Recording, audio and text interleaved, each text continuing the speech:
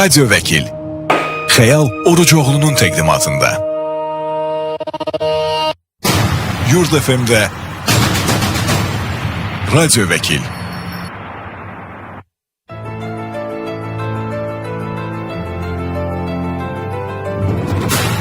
Axşamınız xeyirli olsun. Radyo Vəkil proqramı efirdə öz işinə başlayır. Sizinlə mən Xəyal Orucoğlu'dur və düz bir saat ərzində həm söhbət olacaq. Sizə təqdim edəcəyimiz bugün də hüquqla bağlı çox maraqlı bir proqram, çox maraqlı bir mövzumuz olacaq. Qeyd edim ki, düz bu bir saat ərzində sizin də suallarınız varsa bizə ünvanlaya bilərsiniz.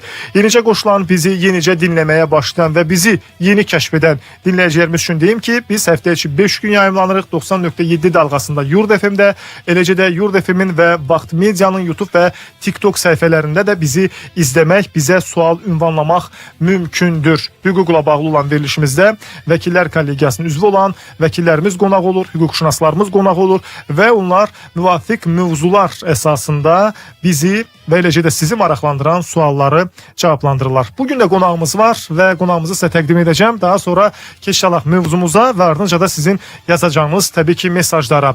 Pürüzə Əliyeva, vəkillər kollegiyasının üzvü, xoş gəlmisiniz, salamlayırıq sizi. Çox sağ olun, çox sağ olun Xəyal bəy. Pürüzə xanım, düz bir saat ərzində dinləyicilərimizdən gələn bilirəm ki, fərqli suallar olacaq. Bugünsə danışacağımız aktual məsələlərdən biri barəsində mövzu düşündük, sizinlə məsləhətləşdik və istərdim ki, mövzumuzla bağlı məsələyə keçməmişdən qabaq nömrələrimizi xatırladım. 099 6 907 907 bizim WhatsApp nömrəmizdir. Bu nömrələrdə öz suallarınızı göndərə bilərsiniz. Zəng və ya səsli formada mesajlar qəbul olunmayacaq, çünki buna vaxt yoxdur, vaxtımız məhduddur, onu dinləməyə, eyni zamanda cavablandırmaq imkanımız da məhdud olduğuna görə çalışın ki, yazılı formada mesajlarınızı göndərin ki, biz onu həm daha çox mesajı oxuyub təqdim etmiş olaq. Bəzən səsli mesajların özü belə uzun olduğuna görə müəyyən bir formada onu cavablandırmağımız vaxt aparır.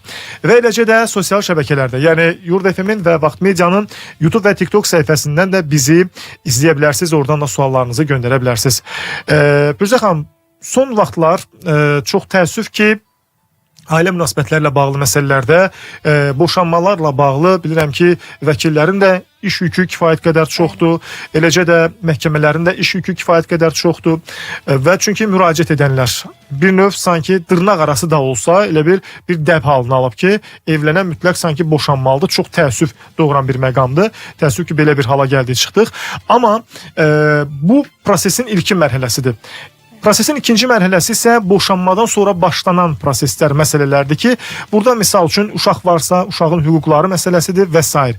İndi biz sırf o uşaqların hüquqları məsələsi üzərində dayanacağıq və bu məsələ ətrafında sizinlə bir müzakirə aparacağıq.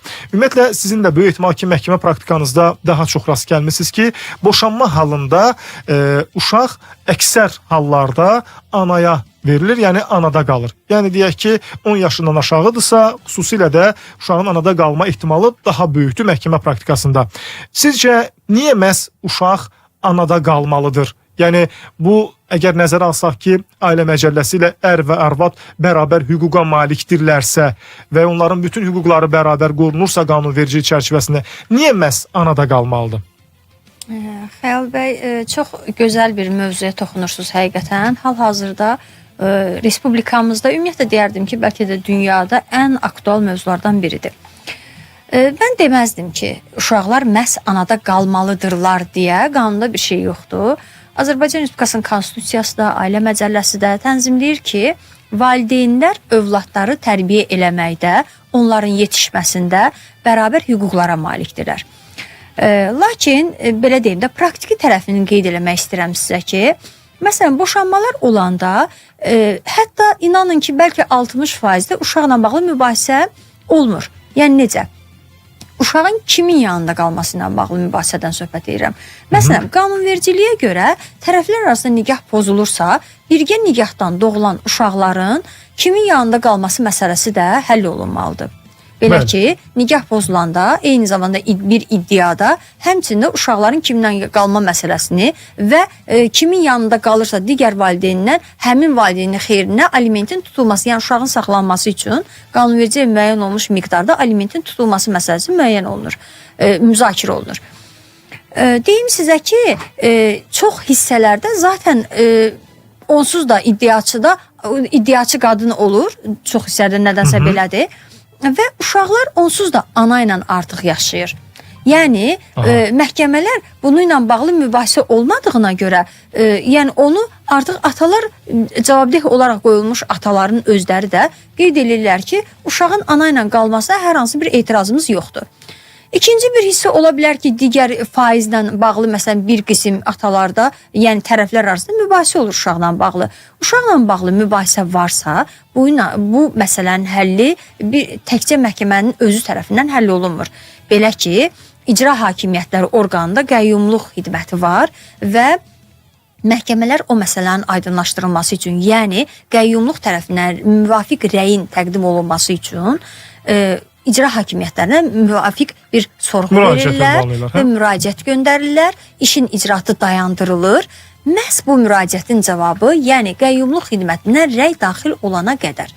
Orada artıq uşaqların mənafeyi məsələsinə görə uşaqların hansı valideyndə qalması daha yaxşı olar, onların ailə vəziyyəti, onların hətta psixoloji vəziyyətləri, mən onu deyirəm ki, psixoloji vəziyyətləri, həmin valideynlərin hər ikisi dəvət olunur və onlar dindirilirlər. Eyni zamanda uşaqlar dindirilirlər. Yəni nəticə etibarilə hakimlər qərar qəbul edəndə mütləq şəkildə uşaqların mənafeyini nəzərə alaraq hansı valideynin saxlanılmasını qənaətinə gəlməlidirlər. Mən belə anladım ki, ümumilikdə bu əgər mübahisə mövzusu olmursa, avtomatik olaraq elə anada qalması bir növ. Yəni ata istəmir də hardasa belə başa düşür. İddiaçı demir. Bəli, iddiaçı iddianı verəndə yazır ki, onsuz uşaqlar mənimlə qalır, mənimlə saxlanılsın. Çox böyük hissələrdə də cavabdehlər, yəni atalar buna qarşı hər hansı bir etirazları olmur. Çünki düşünürlər ki, bir uşağa ən yaxşı baxacaq adam anadır. Düzdür, bunun bütün halları şamil eləmək olmur. Baxmayaraq ki, mən də qadınam, biz indi praktiki çox məsələlər görürük. Bəs yaxşı, deyək ki, misal üçün ata da istəyir ki, uşaq elə onun yanında qalsın. Deyək ki, çox buna məqsədli şəkildə istəyir ki, övladı ondan ayrılmasın və s. və ilaxır. Ümumiyyətlə, məhkəmə praktikasında necədir? Məsələn, atanın, deyək ki, ata yaxşı bir işdə işləyir, amma ananın maddi vəziyyəti bir o qədər də yaxşı deyil. Və yaxud da ki, atanın ev şəraiti daha yaxşıdır, amma isə deyək ki, uşağı götürüb kiraya çıxacaq. Bu kimi hallar, yaş məsələsini qoyuram bir kənara. Deyək ki, burada yaş məsələsini niyə kənara qoyuram? Çünki 10 yaşdan aşağı uşaqları nəzərə tuturam və onsuz da 10 yaşdan yuxarı olanlardan fikirləri soruşulur, düzdürmü? Bax, belə olan halda necə? O nüanslar nəzərə alınırmı? Məsələn, anada saxlamayıb, məhkəmə qərar versin ki, yox, atada qalsın. Çünki onun yaşam şəraiti daha yaxşıdır, daha əlverişlidir, uşağın mənafeyi baxımından daha yaxşı məktəbdə oxuyacaq və s. Belə bildirim də, məsələn, məhkəmələr təbii ki, bu halları mütləq şəkildə aydınlaşdırırlar. Eyni zamanda qəyyumluq orqanda bunu aydınlaşdırır. Atanın imkanı yaxşı olanda, məsələn, ola bilər bir şey nəzərə alaq ki, məsələn, işləyən ataların işləməyən anaya nisbətdə daha az müddəti olur ki, öz övladları ilə keçirsin. O baxımından da bunu nəzərə alırlar və əgər ata maddi vəziyyəti yaxşıdırsa, yəni deyək ki, qeyd elədiyiniz kimi tutalım ki, yaxşı əmək haqqı alırsa, o zaman qanunvericiliyə əsasən onun əmək haqqısı civarında uşaq aliment alır. Bu da nəticə etibarilə uşağın mənafeyi üçün. O ki, qaldı digər məsələlər ki var, tutalım ki, ata daha savadlı biri ola bilər, belə deyək. Məsələn, ali təhsillidir, bir neçə dil bilir, o uşağı daha çox sabahki cəmiyyət üçün daha savadlı, daha belə deyim də bir əlverişli bir mühit verə bilir və daha savadlı bir övlad yetirə bilirsə, bu zaman belə bir məcburiyyət yoxdur və belə bir məhdudiyyət yoxdur ki, uşaq məhz anada qalmalıdır. Onu məhkəmə ataya da verə bilər. Yəni bu hissələri aydınlaşdırıb atanın da himayəsində saxlaya bilər. Yeri gəlmişkən bir dinləyicimiz yazıb ki, əgər ana tərəf uşaqlara yaxşı baxa bilmirsə, ata iddia qaldırıb uşaqları geri ala bilərmi? Mütləq ki, bütün iddialara baxılır. Qeyd elədiyim kimi, bütün məsələlər məhkəmə iclaslarında araşdırılır. Əgər məhkəmə həqiqətən o nəticəyə gələrsə ki, uşağın məhz atada qalmağı onun gələcəyi üçün, mənafeyi üçün, tərbiyəsi üçün əhəmiyyətli olar və bu zaman bu düzgün olar, belə bir qərar verə bilər. Bir digər sual verəcəm. Deməli, dinləyicilərimizdən gələn suallar da var. Yeri gəlmişkən sizin də suallarınız varsa yaza bilərsiniz. Bizi hal-hazırda qeyd edim ki, Vaxtı Medianın, eləcə də Yurd FM-in YouTube və TikTok səhifələrində izləyən izləyicilərimiz də var. Oradan da gələn suallar var. Onlara da cavab verməyə çalışacağam. Və elə gəlmişkən bir sual mövzumuzla bağlıdır. Boşanma ərəfəsində olanda ərizə verəndə dövlət rüsumu nə qədər olur? Boşanma ilə bağlı bir sual ünvanlayıb. Boşanma ilə bağlı dövlət rüsumları nəzərdə tutulub ki, hal-hazırda 100 manatdır. Mediasiya hissəsində bir qismini ödəyirlər, məhkəməyə veriləndə iş digər qismini ödəyib məhkəməyə işi təqdim edir. Bir sualımızsa mülki məsələyə bağlıdır. Bu sualı oxuyub keçiş alacağım reklam blokuna, amma bizi hal-hazırda izləyən və dinləyən dinləyicilərimiz də var ki, onlar da sual göndəriblər. Bu arada bugün mövzu olaraq uşaqların mənafeyi məsələsini ön plana çıxartmışıq. Ümumiyyətlə uşaq niyə deyək ki, anada qalmalıdır və yaxud da ki, niyə atada qalmalıdır? Bax, məhkəmə praktikasına yola çıxaraq bugün bizim vəkil qonağımız Bürzəliyeva bizim və sizin suallarınızı cavablandıracaq. Eləcə də ailə məsələlərlə yanaşı mülki məsələlərlə də bağlıdır. Vərəsəlik və s. bu qəbildən olan məsələlərlə bağlı da suallarınızı ünvanlaya bilərsiniz. Deyir ki, vəsiyyətnamənin miras bölgüsündə üstünlüyü necə izah olunur? Vəsiyyətnamə olarsa, miras ümumiyyətlə iki cür bölünür. Vəsiyyətnamə əsasında, bir də qanuni vərəsəlik əsasında. Əgər vəsiyyətnamə vardırsa, şəxsin artıq bu o deməkdir ki, mülkiyyətçi, yəni ata olsun, ana olsun fərq eləmir, öz mülkiyyətində olan əmlakı hər hansı bir övladına vəsiyyət edib. Amma bir də məsələni nəzərimizə çatdırmaq istəyirəm ki, hər bir övladın öz valideyninin əmlakında məcburi pay vardır. Yəni, belə deyək. Vəsiyyət etmiş olsa belə, düzdürmü? Vəsiyyət olmuş olsa belə. Belə deyək, tutalım ola bilər ki, biz iki övladıq, mənim valideynimin əmlakı qalıb, miras payı olaraq mənim onu bacıma və yaxud da qardaşıma digər övlada bağışlayır, mənə verməyib. Belə adi qanun vərəsəliyi üzrə biz 50% alacaqdıqsa, normalda bölünəcəkdirsə, məcburi pay üçün mən müraciət edəndə mən ümumi paydan məhrum olunmuram, sadəcə 25%-ni alıram. Aha. Yəni alacağınız payın daha az bir qismini alırsınız. Bəli. Amma bu vəsiyyətnamənin olduğu halda, düzdürmü? Yəni, bəli, vəsiyyətnamənin olduğu halda. Adi qaydada bağışlanma olduğu halda belə şəxslərin yenə məcburi payı saxlanılır. Bəli. Suallarınız varsa yaza bilərsiniz. Gələn suallar var. Hamısını cavablandırmağa çalışacağıq. 099 6 907 907 bizim WhatsApp nömrəmizdir.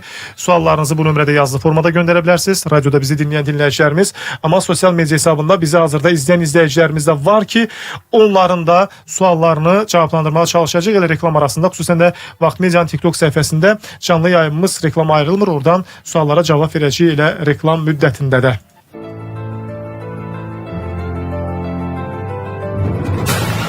Radyo vəkil qaldığı yerdə davam edir. Bəli, Xəyal Orucoğlu bugün sizin aparıcınız və vəkil qonağımızsa Bürzəliyevadır. Sizin və bizim suallarımızı cavablandırır. Və maraqlı gələn suallar var. Həm sosial şəbəkədə yazıblar. Bürzə xanım da bizə hal-hazırda WhatsApp üzərindən dinləyicilərimizdən gələn suallar var. Yeri gəlmişkən sizi də maraqlandıran məsələlər varsa ünvanlaya bilərsiniz. 099 6 907 907 bizim WhatsApp nömrəmizdir.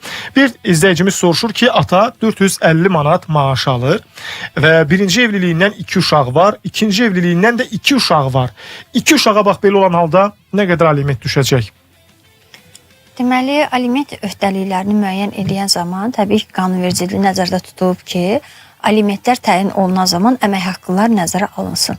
Amma eyni zamanda hər il üçün qanunvericiliyə əsasən sabit pul məbləğində aliment müəyyən olunur. Bəli. Yəni, bir şəxsin o civardan daha aşağı aliment alması uşağın təyin olunmuş alimentdən daha az alması ilə belə deyim də əsaslanmamalıdır, onu ilə məhdudlaşmamalıdır. Amma hər bir halda praktikada qanunvericiliyə əsasən məhkəmələrimiz qərar verən zaman mütləq şəkildə şəxslərin əmək haqqısını nəzərə alırlar.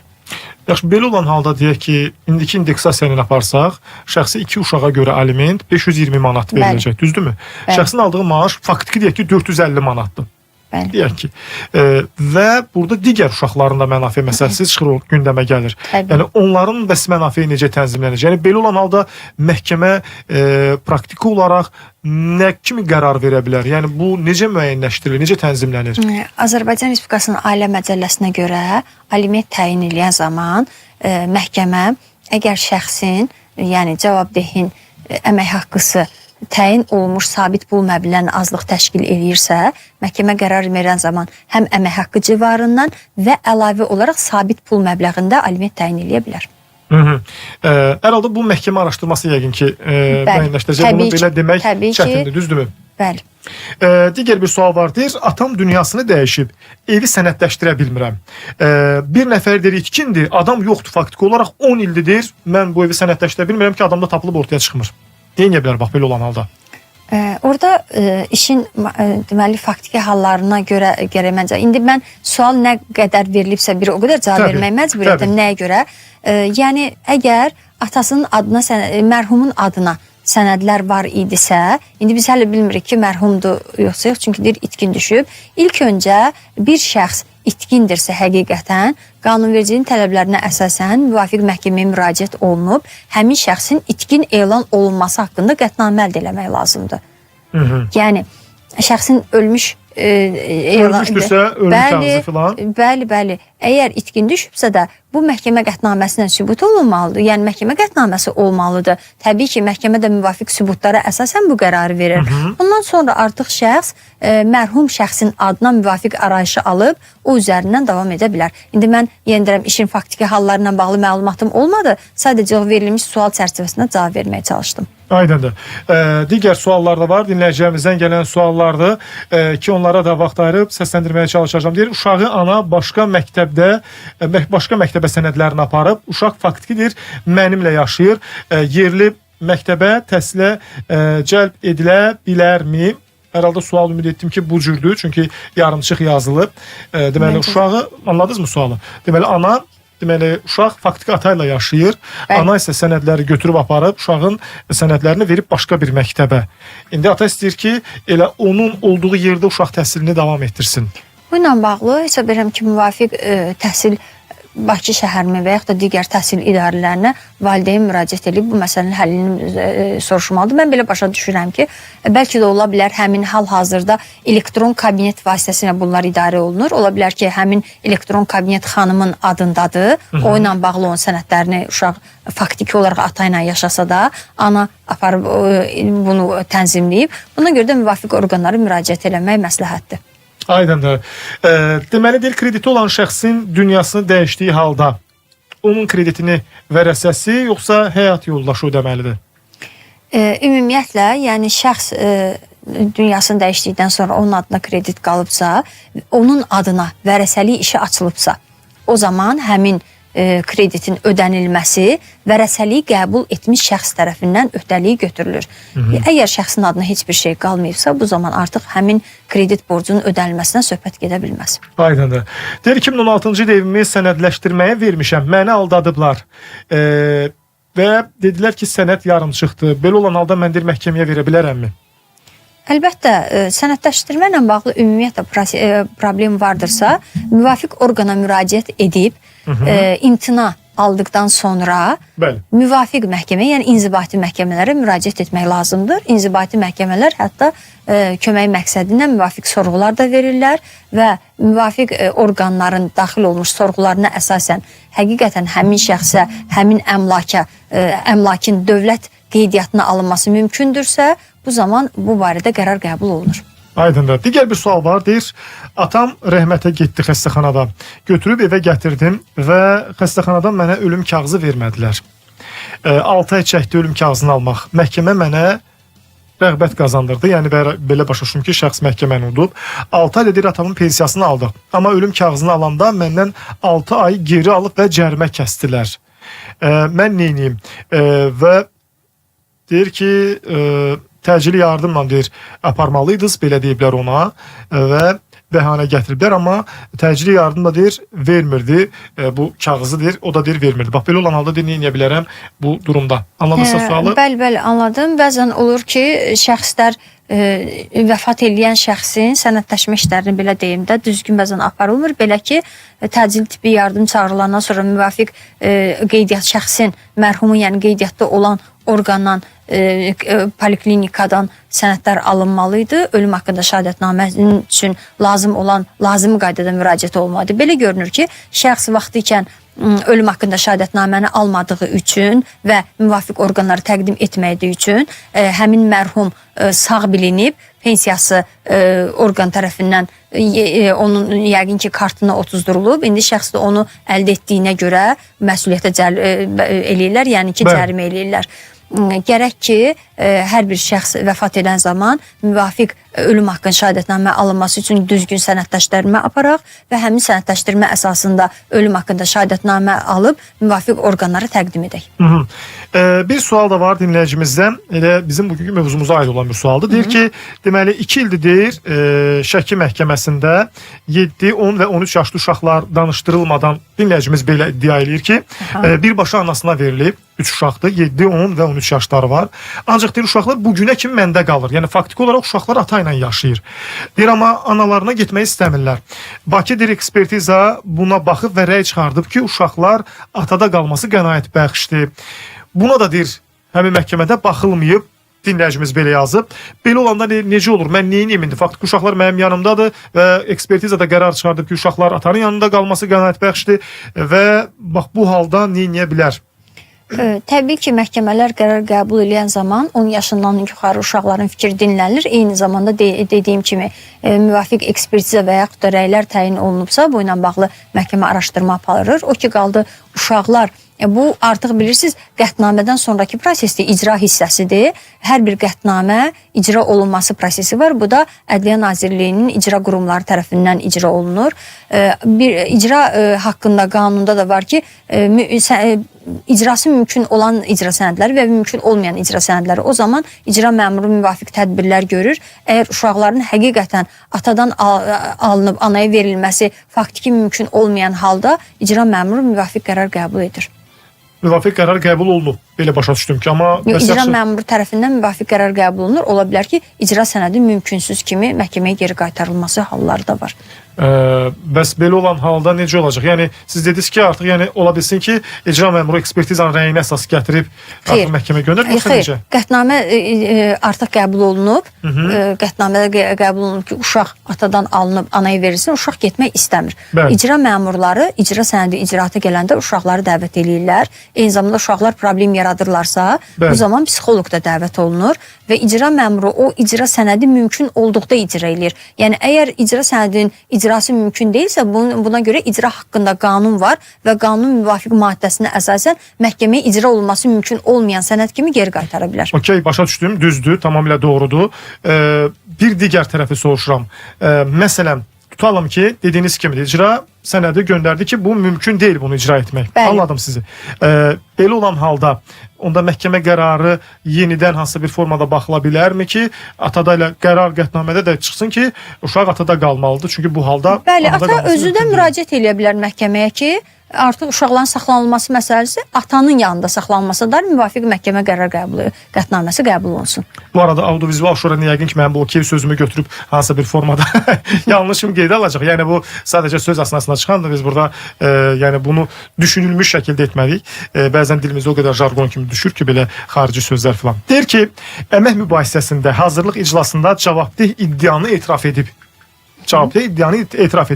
Baxış iclasında hakim işi yenə də deyir araşdıracaq, yoxsa dərhal mənim xeyrimə qətnamə qəbul edəcək? İddianın etirafı olanda artıq əlavə sübutlar araşdırılmadan iş məhkəmə baxışına verilə bilər və məhkəmə qətnamə qəbul edə bilər. Biz işin faktiki halları ilə məşğul deyilik, sadəcə sualın verildiyi çərçivədə mən çalışdım cavab verim. Hər halda. Bir digər sual var, deyir, mənim qızım hazırda babasındadır. Keçmiş yoldaşım isə ailə qrubu artıq. Baba mənə icazə vermir qızımı görüm. Nə edə bilərəm? Hər bir valideynin öz övladı ilə ünsiyyət hüququ mümkündür, mövcuddur, qanunvericilik bunu tənzimləyir. Məsləhət görürəm ki, müvafiq məhkəməyə ərizə ilə müraciət olunsun. Həm iddia ərizəsi ilə, eyni zamanda müvəqqəti təminat tədbiri ilə bağlı ərizə ilə ki, bu görüşlər icra məmurları tərəfindən təmin olunsun. Aydındır. Suallarınız varsa bizi ünvanlaya bilərsiniz. Dinləyicilərimizdən və izləyicilərimizdən gələn suallar var. Onlardan biri belədir. Deyir ki, 4 ildir boşanmışıq. Qarşı tərəf mülk iddiası qaldırıb. Güya mənə ev alıblar, pul veriblər. Amma yalandır. 4 il əvvəl olan məsələni deyir. İddia müddətini keçiribmi, yoxsa yenicə? Mən onu deyəcəydim ki, nigah pozulandan sonra şəxslərin tərəflər 3 il müddətində əmlak mübahisəsi edə bilərlər. Əgər bu müddət ötürülübsə, artıq əmlak mübahisəsi yəqin ki, indi məhkəmə buna baxacaq, işin faktikalarına tanış deyilik. Şəxsin verdiyi məlumat əgər bu qaydadadırsa, Bu zaman iddia müddətinin ötürülməsi ilə bağlı yəqin ki, məhkəmə həmin qətnaməni rədd edə bilər. Deməli, bir sual da vardır. Mənim oğlumun 18 yaşı tamam olandan sonra pulu kəsilir. Hara müraciət etməliyəm, təzədən verilsin. Yəni bu hansı puldan gedir söhbət, onu deyin zəhmət olmasa. Yəqin ki, alimenti nəzərdə tutursa tərəf bilsin ki, ümumiyyətlə alimentlər bir şəxsin belə deyim, biz indi bəzən bunu mən çalışıram lor dinləndim, həddi buluğa çatdığı yaş, yəni yetkinlik yaşına çatana qədər nəzərdə tutulub. Əgər şəxs artıq yetkinlik yaşa çatıbsa, bu o deməkdir ki, o tam fəaliyyət qabiliyyəti əldə edib, yəni özü işləyib qazana bilər, artıq onu aliment ödənilməsinə ehtiyac olmadığı üçün alimenti kəsilib. Aydındır. Yeri gəlmişkən bu suala qüvvət olaraq başqa bir sual da gəlib. Dinləyicimiz soruşur ki, aliment verən tərəf 18 yaşdan sonra alimentdən azad olurmu? Yoxsa əgər aliment alan təhsilini davam edirsə, yenə də ödəniş edilməlidirmi? Praktikada çox olan bir məsələdir. Bu ilə bağlı elə açıqlama verim. Deməli, əgər övladınız 18 yaşı tamam olmadan ali məktəbə qəbul olunub təhsilini davam etdirilirsə, bu zaman onun alimentini verilmə hissəsi də deməyək buna. Çünki var ki, valideynlər alimentlə yanaşı övladın digər xərclərində iştirak etmək hüququ vəzifələri var. Və bunu ilə bağlı 18 yaşına çatmayıb, yəni yetkinlik yaşına çatmayıb təhsil alırsa əgər, bu zaman məhkəməyə müraciət edib, həmin təhsil haqqının valideynlərin arasında bölünməsi ilə bağlı qətnamə qəbul olması xahiş etmək olar. Bəs yaşı 18 yaşı adətən əksəriyyətimiz 18 yaşı bitirib universitetə daxil olur. 18 yaşına çatmış artıq şəxs, qeyd elədiyim kimi, yetkinlik yaşına çatmış şəxs hesab olunduğu üçün ona aliment verilməsi nəzərdə tutulmayıb. Yəni bu deyək ki, misal üçün övlada verilən aliment deyək ki, məsələn, qarşı tərəf, yəni anaya verilir ki, övladı saxlasın, düzdürmü? Bu 18 yaşı başa düşdük. Amma to ki, mən övlad olaraq atamdan mənim təhsilimə yardım etsin deyə aliment iddiası qaldıra bilərəmmi? Əlavə xərclərdə iştirakı üçün nəzərdə tutulur. Yenə də deyirəm, amma bu məsələlər 18 yaş yetkin şəxs olduğuna görə əlavə təhsil haqqı ilə bağlı məhkəməyə müraciət edəndə tam şəkildə araşdırılır məsələlər və ondan sonra qətnamə qəbul olunması artıq məhkəmə işin faktiki hallarına görə müəyyən edir. Aydındır. Digər sual da var. Dinləyicimizin biri yazıb ki, deməli, məcburi köçkündülər, ev tikiblər burada öz hesablarına. Evdə köməklik olunmayıb hər hansı dövlət tərəfindən filan, özümüz də tikmişik, qazı, işığı, suyu var. Torpaq meşə fondunundur və deməli, bilmək istəyir ki, böyük ehtimal ki, bu evi sənədləşdirmək məsələsi nə qədər qanunidir və yaxud da ki, mümkündürmü? Ümumiyyətlə, əmlakların dövlət qeydiyyatına alınması məsələsi, yəni sənədləşmə deyəndə o nəzərdə tuturuq. Onun üçün qeyd elədiyim kimi, bütün sənədlər toplanılmalıdır. Ümumiyyətlə, birinci torpağın sənədləri fərdi yaşayış evi üçün nəzərdə tutulub tutulmadığı ilk məsələ odur. Yəni, dövlət təyinatlı, məsələn, əkin sahələrində tikilən fərdi yaşayış evinin sənədləşdirilməsində təbii ki, bir problemlə rastlaşırıq. Çox üzr istəyirəm, əlavəsində edib ki, 100 kvadrat evin tikilməsini icra nümayəndəliyi təsdiqləyib. Bizi çıxara bilərlər məcburi şəkildə bax bu evdən hansısa və ya kompensasiya verilməlidir. Yəni, həmin o meşə fondunda tikilən evdən gedir söhbət. Əgər həmin tikilən evi yendirəm, işin faktiki hallarını bilmirəm, sadəcə verilən sual çərçivəsində, əgər həqiqətən dövlət təyinatda hər hansı bir yerdə tikilibsə, onun məsələn tutalım, ola bilər ki, həmin yüksək gərginlik və digər məsələlər altından müəyyən xəttlərin keçirilməsi və s. yerlərdə varsa, bu ilə bağlı maraqlı dövlət orqanları müraciət edərsə məhkəməyə, bu zaman həmin evlərin boşaldılması nəzərdə tutula bilər. Aydındır. Bir digər sual vardır. Nigah pozulmadan pay bölgüsü olurmu? Nigahın pozulması ilə paralel şəkildə pay bölgülərini məhkəməyə vermək olar. Amma belə, yəni nigah pozulmadan olmur, belə başa düşdüm ki, düzdür? Tərəflər arasında münasibətlər bitmədiyinə görə məhkəmələr bu işə baxanda mütləq şəkildə tərəflərin münasibətlərin bitib-bitmədiyini yoxlayırlar. Aydındır. 099 6907 907 bizim WhatsApp nömrəmizdir. Suallarınızı ünvanlaya bilərsiniz. İndi bir neçə saniyədən sonra Bakıda iftar vaxtıdır. Saniyələr qalıb. Allah tutulan oruçları qəbul etsin, etdiyiniz duaları qəbul olunsun və qeyd edim ki, bizi hal-hazırda izləyən izləyicilərimiz Vaxt Medianın, eləcə də Yurd FM-in YouTube və TikTok səhifələrindən də bizə yazılan suallar var. O sualların hamısına cavab verməyə çalışacağım. Bir daha nömrələrimizi xatırladım. 099 6 907 907 WhatsApp nömrəmizdir. Cəmi 10 saniyədən sonra artıq keçid alacağıq. Qeyd edim ki, iftar vaxtını elan edəcəyik və daha sonra qayıdıb gəlib müzakirəmizi davam etdirəcəyik. Fürzəliyeva bugün bizim vəkil qonağımızdır. Sizin və bizim suallarımıza cavablandırır. 90.7 FM. Ruhumuz dincələcək Yurd FM-də. Allahu Ekber, Allahu Ekber. Bakıda iftar vaxtıdır.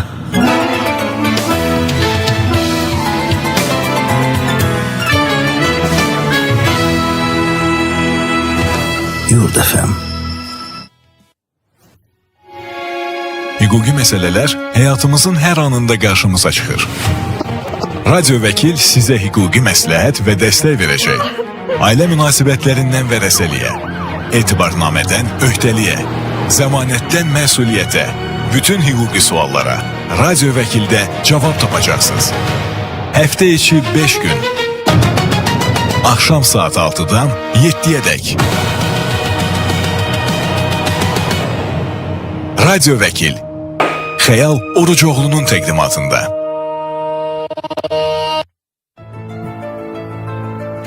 Bəli, Bakıda artıq iftar da oldu, oruclar açıldı. Allah tutulan oruclarınızı qəbul etsin və biz də davam etdiririk. Verilişimizi Fürzəliyeva vəkil qonağımızdır. Bugün sizin və bizim suallarımızı cavablandırır. Bir maraqlı sual var. Deyir ki, nigahdan öncə anam ev alıb mənə 2015-ci ildə. Nigah deyir 2016-cı ildə olub. Evsə deyir anamın adınadır. İndi deyir qohumlarını şahid tuturlar ki, güya evi onlar alıb. Belə olan halda nə edə bilər dinləyicimiz? Rəsmi nigahdan əvvəl əldə olunmuş əmlaklar heç bir halda birgə nigah dövründə əldə olunmuş əmlakın kimi bölgüsündə predmet ola bilməzlər. Yəni bunu həmin əmlakın bölgüsü faktiki mümkün deyil. Aydındır. Deyir, oğlum şəkər xəstəsidir. Belə başa düşdüm ki, pensiyalar 18 yaşı tamam olandan sonra kəsilir. Hara müraciət etməliyəm ki, təzədən verilsin?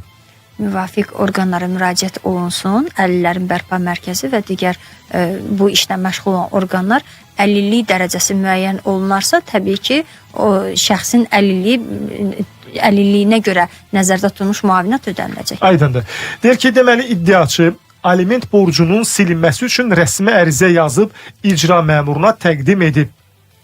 Amma deyir, icraçı, yəni icra məmuru deyir ki, bu 1-2 ay çəkəcək. Bu nə dərəcədə doğrudur sizcə? Düzgündürmü bu cür açıqlama? Belə deyim, Azərbaycan Respublikasının qanunvericiliyində müraciətlərə baxılma haqqında qanun var.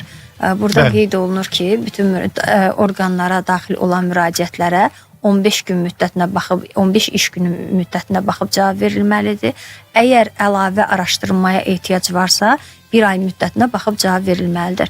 Bu bütün orqanlar üçün keçərli olduğu üçün hesab edirəm ki, şəxsin müraciəti 15 gün, əgər araşdırma lazımdırsa 1 ay müddətinə cavablandırılmalıdır. Aydındır. Digər bir sual var. Deyir, mən ata malından imtina etmişəmsə, yenidən iddia qaldıra bilərəmmi?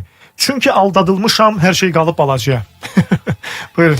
Belə başa düşdüm ki, şəxs öz vərəsəlik üzrə ona çatan paydan imtina etmişdir. İndi də peşman olub. İndi də peşman olub. Bilmirəm, orada nüans fərqli ola bilər. O baxır müddətə, nə qədər müddət keçib bu ilə bağlı. Adətən bağışlama hallarında 6 ay müddətinə mübahisələndirməlidir. Yəni şəxs imtina edibsə öz payından 6 ay müddətində yenidən iddia qaldıra bilər. Bəli, mübahisələndirməyibsə artıq biraz müddəti itirmiş olur. Bir də şəxsin qanunverici belə bir nüans var ki, şəxs öz hüquqlarının pozulduğu bildiyi an məsələsi var. İndi biz işin faktiki hallarını bilmirik. Ona görə də bu halları nəzərə alsın, müvafiq bir keyfiyyətli hüquqi yardım almağa çalışsın şəxs. Aydındır. Deyək ki, 2004-cü ildə ev almışam, 2008-ci ildə isə ailə qurmuşam. Qeydiyyatları da yoxdur. Qarşı tərəfin qeydiyyatları da yoxdur. Ev isə qardaşımın adındadır. Belə olan halda pay düşürmü qarşı tərəfə? Xeyr. Qeyd elədiyim kimi, nigahdan əvvəl şəxsin, rəsmi nigahdan söhbət gedir, şəxsin özünə məxsus olan əmlaklar bölgü predmeti ola bilməzdir. Hətta nəzərə alsaq ki, burada qardaşının da adına deyib. Heç öz adına olsaydı belə də olmayacaqdı. Hətta orada onlar heç o tərəflərin biri mülkiyyətçi deyil. Yəni nigaha bu şəxs daxil olub, o tərəf deyil orada Mülkiyyətçi tamam fərqli şəxsdir. Belə digər sual var. Deyir ki, vəzifəli şəxs özünün üzərinə qanunvericiliklə hər hansı vəzifəni bilmirsə və qanunun tələblərini icra etmək üçün ona hər hansı büdcədə ayrılmayıbsa, belə olan halda nəzarət orqanı tərəfindən ona inzibati xəta haqqında protokolun tərtib edilməsi nə dərəcədə doğrudur? İstəyirsə sualı bir də oxuyum, aydın olmadısa. Aydın oldu. Vəzifəli şəxs birincisi biz o qeyd edilir ki, yəni ki, öz vəzifələrini bilib bilməməsi məsələsi onu artıq gərək sübut eləsin. Əgər hər hansı bir şəxsə inzibati qayda cərimə yazılıbsa və bu cərimənin yazılması qanunsuz, əsassız hesab edirsə, bu zaman müvafiq ərizə ilə məhkəməyə müraciət etməlidir və məhkəmə orqanında bu təbii ki, araşdırılmalıdır. Çünki məhkəmələr ədalət mühakiməsini yerinə yetirən orqanlardır. Aydındır. Suallar var, gələn suallar var, onları cavablandıracağıq. Sosial media hesabından da hal-hazırda yazılan suallar var və bizim WhatsApp nömrəmizdə də 099 6907 907 bizim WhatsApp nömrəmizdir. Pürzəliyeva bugün bizim vəkil qonağımızdır. Sizi və bizi maraqlandıran suallara ətraflı şəkildə cavab verir. Təşəkkür edirik ona da. Sizin də suallarınız varsa yeri gəlmişkən yaza bilərsiniz. Yazılı formada suallar qəbul olunur və bizi hal-hazırda sosial media hesabından izləyən izləyicilərimiz, hansılar ki, həm Yurd FM-in, həm də Vaxt Medianın YouTube və TikTok səhifələrindən bizi izləyirlər. Oradan da suallarını göndərirlər. O suallara reklam arasında da, yəni Vaxt Medianın TikTok səhifəsində olan suallara cavab verməyə çalışacağım. Reklam arasında da səsləndirəcəyik. Amma WhatsAppdan gələn sualları reklamdan qayıdandan sonra dərhal cavablandıracağıq. Hələlik isə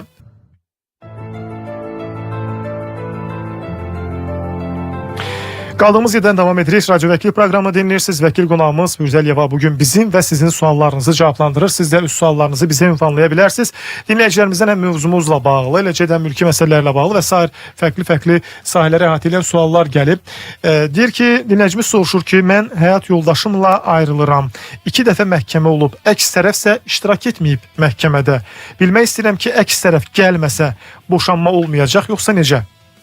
Bildirim ki, əgər belə halda şəxsin məhkəmə iclasına iştirak etməməsi və yaxud da boşanmağa razı olmaması, o zaman barışıq üçün 3 ay müddət nəzərdə tutulan bir müddət məhkəmə tərəfindən verilir. Həmin müddət bitdikdən sonra tərəf yenidən məhkəmə iclaslarına gəlmirsə və yaxud da gəlib öz narazılıqçılığını bildirirsə, yəni razı olmadığını, iddianı qəbul etmədiyini bildirdiyi halda belə iddiaçı hələ də öz fikrində israrlıdırsa, şəxsin iştirakı olub-olmadan və yaxud da fikri nə olur olsunsa, məhkəmə yekun qərarı qəbul edir. Yəni, şəxslər arasında nikah pozulur. Aydındır. Bir digər sual var. Deyir ki, bizim ev nikahdan qabaq alınıb, 27 il bundan qabaq. Yoldaşıma deyir, nəsə olsa, qaynanam da sağdır, ev kimə qalacaq? Yəni, nikahdan qabaq alınan ev yoldaşıma qalır, yoxsa qaynanama qalır? Kimə qalır ümumiyyətlə? Nikahdan qabaq alınma məsələsi kimin adına olmaq məsələsi var. Biz onu bilə bilmədik. Əgər müraciət eləyən şəxsin öz adınadırsa, nə deyək ki, həyat yoldaşının adınadırsa daha doğrusu, öz adına deyil 100%. Öz adına deyilsə, nikahdan qabaq alınıbsa da, yenə də vərəsəlik məsələsi burada olacaq. Hal-hazırda müraciət eləyən şəxs həmin şəxslə rəsmi nikahdadısa, o onun vərəsəsidir. Anası ilə bərabər hər ikisi vərəsədirlər. Burada bir nüans var. İndi ev qaynananın adınadırsa cavab başqadır, düzdürmü? Bəli. Ərin adınadırsa burada cavab başqadır. Siz yönləndirici ərin adına deyə mən o cavabı o qədər. Bu ərin adına olan cavabdır. Amma qaynananın adınadırsa, qaynananın adına olan halda xanıma orada vərəsəlikdən söhbət getmir, amma xanımın övladları varsa, onlar atanın vərəsələ olduqları üçün övladlarına artıq vərəsəlik məsələsinə bağlı məsələyə baxılır. Aydındır. Suallar, fərqli suallar var dinləyicilərimizdən gələn. Bir dinləyicimiz soruşur ki, deməli, mənim deyir xalam notarius tərəfindən təsdiq olunmuş nümayəndəsinin iştirakı ilə torpaq və evini mənim oğluma satıb. Deməli, əri ölüb, xalasının həyat yoldaşı ölüb, övladları olmayıb. Övladlığa götürdükləri bir qızlar var. Ümumiyyətlə, həmin qız və ya xalamın hansısa bir yaxın qohumu indi və ya o öldükdən sonra hansısa bir iddia qaldıra bilərmi? Alqı-satqı rəsmi qaydada belə başa düşdüm ki, alqı-satqı eləyiblər. Bəli, belə anlaşıldı. Alqı-satqı məsələsi varsa, burada artıq vərəsəliyi ilə bağlı iddiadan söhbət gedə bilməz. Aha, yəni kimsə təzədən dursun, gəlsin, yəni məsələ iddia qaldırsın, bu olmayacaq deyirsən. Alqı-satqı şəxsin özünün şəxsi iradəsini ifadə edən notarial hərəkətdir. Ona görə də o ilə bağlı vərəsələr hər hansı bir iddia qaldırmır. Aydındır. Digər bir sual var. Dinləyicilərimizdən gələn sualdır. Deyir ki, mən Dövlət Yol Polisinin qərarına şikayət vermişəm. Hər iki məhkəmədə qalib gəlmişəm. İndi Dövlət Yol Polisi deyir, məni apellyasiya məhkəməsinə verib. İndi apellyasiyanın qərarı sondur. Ondan sonra məhkəmə olacaq, yoxsa necə? Bütün instansiya məhkəmələrində qərar qəbul olunan zaman qərardan bəzi məsələlərdə var ki, kassasiya şikayəti nəzərdə tutulur. Yəni kassasiya şikayətləri ali məhkəməyə verilir. Şəxs öz qərarını aldığı zaman orada qərarın sonunda bunu oxuyacaq. Əgər orada kassasiya şikayəti mümkündürsə qeyd olunacaq. Kassasiya şikayəti mümkün deyilsə orada qeyd olunacaq ki, qərar qətidir, kassasiya şikayəti verilə bilməz. Aydındır. Hansı inzibati nə olduğunu bilmədim, ona görə ki, konkret yazmırlar. Bir digər sual var. Deyir ki, mənim yoldaşıma bağışlanma yolu ilə torpaq verib, deməli, kimsə bağışlayıblar ona bu torpağı. Mən deyir, ev tikmişəm, boşandıq deyir. Mənə deyirlər ki, sənin burada pay haqqın yoxdur. Adam yəni həyat yoldaşına bağışlanma yolu ilə verilən torpaqda ev tikib. İndi də ayrılırlar. O boyda xət çəkib. Belə olan halda faktiki ev var ortalıqda. Belə olan halda şəxsin orada heç mi payı qalmayıb? Buyurun. Mən elə deməzdim. Məhkəmə təcrübələrimiz var bu ilə əlaqəli. Həmin torpaq sahəsində qeyd olunan şəxsin payı olmaya bilər. Amma birgə təsərrüfatla tikilmiş evdə əlbəttə ki, payının müəyyən olunması ilə bağlı məhkəməyə müraciət etməyi məsləhət görülür. Aydındır. Məhkəməyə müraciət etməyiniz məqsədə müvafiqdir. Bəli. Bu ilə bağlı yetərin qədər məhkəmə praktikaları var. Deyir, qonşu torpağımdan imtina edib. Mən necə özəlləşdirə bilərəm? Anlamadım. Yəni biraz qonşu öz torpağına imtina belə başa düşün ki, öz torpağına, yəni çətin ki, hansısa bir qonşu öz torpağına indiki şəraitdə imtina eləsin. Siz sualın əvvəlini yəqin ki, hardasa yazmısınız ya da biraz bizə köməklik edin ki, biz o sualı daha aydın şəkildə səsləndirə bilək. Deyir, mən diş texnikəm, diş düzəldən texnikdir, evimdə işləyə bilərəm. Yəni bunun üçün xüsusi lisenziya falan ehtiyac varmı? Ümumiyyətlə, tibb işçilərinin fəaliyyəti ilə bağlı tənzimləmələr var. Onların xüsusi lisenziyası məsələsi, eyni zamanda poliklinikaların həmçində bunlar ona görə nəzərə alınır qanundan ki, bilirik ki, tibbi xidmət göstərən şəxslərin orada təmizlik, digər məsələlərin nəzarəti olunması var. Ona görə də müvafiq orqanlara müraciət edib müəyyən qeydiyyatdan keçəndən sonra fəaliyyət göstərməsi daha məsləhətdir. Aydındır. Deyir ki, mənim deməli uşaq deyir, birinci qrup əlildir. 18 yaşı 5 ildir tamam olub. Ana yenidən atadan aliment tələb eləyə bilərmi? Uşaq birinci qrup əlildir. Uşaq 18 yaşına bayaq qeyd edirəm, yetkin yaşa çatıbsa, artıq burada aliment məsələsi dayanır. Amma uşaq birinci qrup əlildirsə, onun əlavə xərclərində iştirak üçün məhkəməyə müraciət eləyə bilər. Amma məhkəmə işin faktiki hallarına görə qərar verəcəyinə görə biz hal-hazırda məhkəmənin verdiyi qərarı əvvəlcədən deyə bilmərik. Amma belə bir doğrudan da xanımın ola bilər ki, hətta tərəflərdən də aliment almaq kimi bir hüququ var. Məsələn, tutalım, xanım özü də həmin uşağa qulluq eləyir, işləyə bilmir. Məsələn, maddi ehtiyacı varsa, bu zaman özü belə məhkəməyə müraciət edib qarşı tərəfdən aliment istəyə bilər. Aydındır. Bir digər sual da var, dinləyicimizdən gələn sual. Deyir, 10 ildir boşanmışam, ev bölgüsü olmayıb. İndi ev istəyə bilərəmmi? Yəni o bölgünün indi aparılmasını. Biz qeyd elədik, hər bir iddianın müddəti var. Nigah rəsmi pozulduğundan 3 il müddətində tərəflər əmlak bölgüsü ilə bağlı məhkəməyə müraciət edə bilərlər.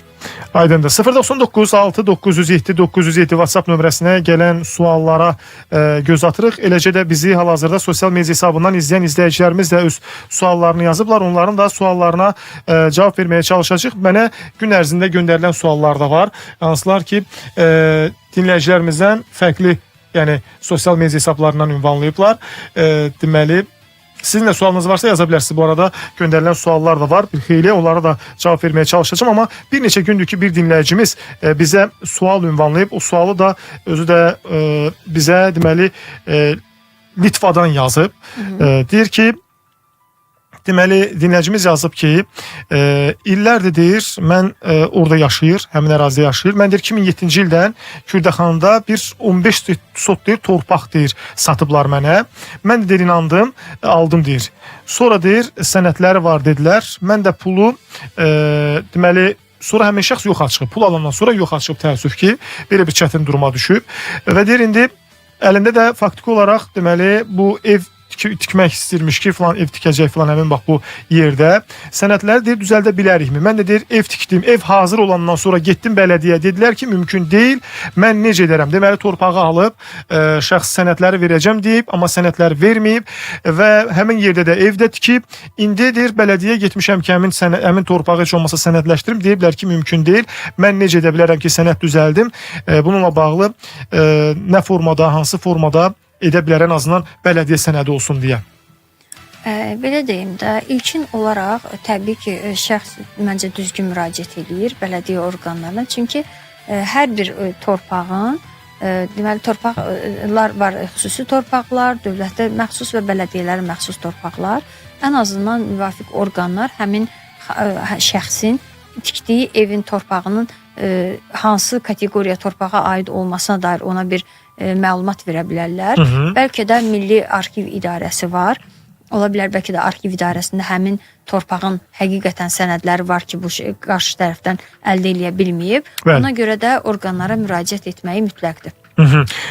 Bir sual var, deyir, torpağım deyir, qonşunun üstündə idi, yəni sənəd olaraq belə başa düşdüm, xəbərim olmayıb, məhkəmə yolu ilə deyir, həmin torpaqdan deyir, imtina edir, yəni deyir ki, yəni mənə lazım deyil, buyurun, yəni onun üzərində olub torpaq, deyir, bunu qaytara bilərəmmi, torpağımdan imtina edib, yəni onu geri ala bilərəmmi? Bayaq qeyd elədim ki, inzibati məhkəməyə ilk öncə dövlət orqanına müraciət eləsin, dövlət qeydiyyatına alınması və yaxud da o məsələni aydınlaşdırılmasına bağlı. Əgər imtina alarsa, bu zaman inzibati məhkəməyə müraciət edə bilər. Bir sual da səsləndirəcəm və bunun sonuncu sualı bugünkü buraxılışımız üçün. Deyir ki, dinləyicimiz, deməli, mən deyir, təzə işə daxil olmuşdum, qaynımdan pul götürdüm, maşın alım. Sonra onu ay-baya qaytarım əmək haqqımdan. Deməli, maşın deyir 2023-cü ildə alınıb. Elə oldu ki, 2025-ci ilin may ayında ərim maşını satdı və boşan mərzəsi verdi.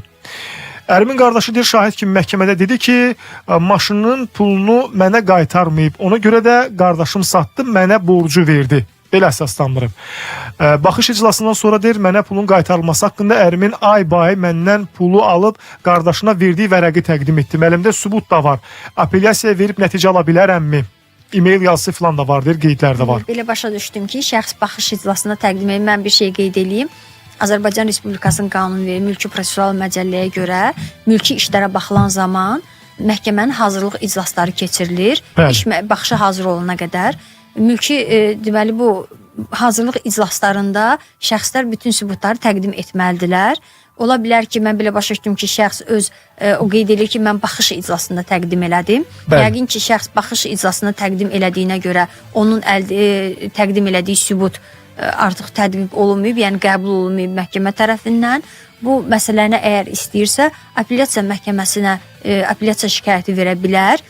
Amma həmin apellyasiya şikayəti verən zaman əlində olan sübutun hansı əsasa görə, hansı səbəbə görə məhkəməyə, birinci instansiya məhkəməsinə hazırlıq iclasına verməməyinə mane olan halları sübut etməlidir. Əgər sübut edə bilərsə ki, həqiqətən həmin vaxtda onu vermək imkanı olmayıb və yaxud da onu əldə olmayıbsa, bu zaman bəli, apellyasiya məhkəməsinə həmin sübuta baxılıb qiymətləndirilə bilər.